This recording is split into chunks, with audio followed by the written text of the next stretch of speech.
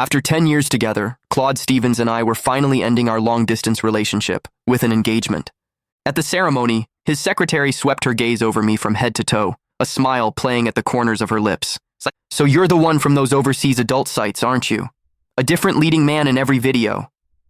She tilted her head, eyes glittering. "This is our first time meeting in person, but I have to say, your figure looks awfully familiar."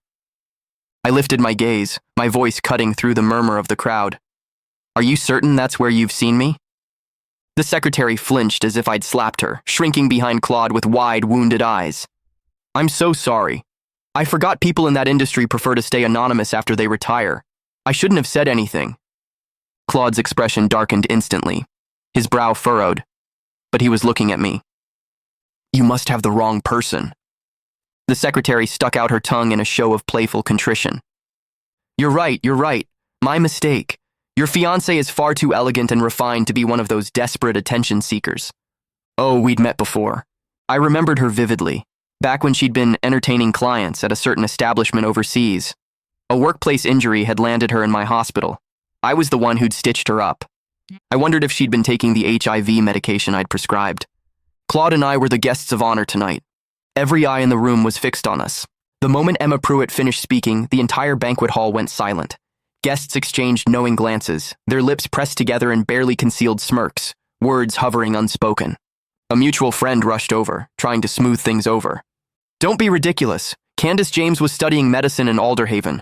Do you have any idea how grueling that program is? She barely had time to sleep, let alone do that." Emma's glossy lips, painted in that trendy, innocent yet seductive style, curved into a pout. "But isn't that exactly the type? All those stressed-out intellectuals blowing off steam with hookups?" She shrugged delicately. "Besides, Mr. Stevens is doing so well now, and Candace's family doesn't have money. Can you blame a girl for wanting to earn her dowry lying down?"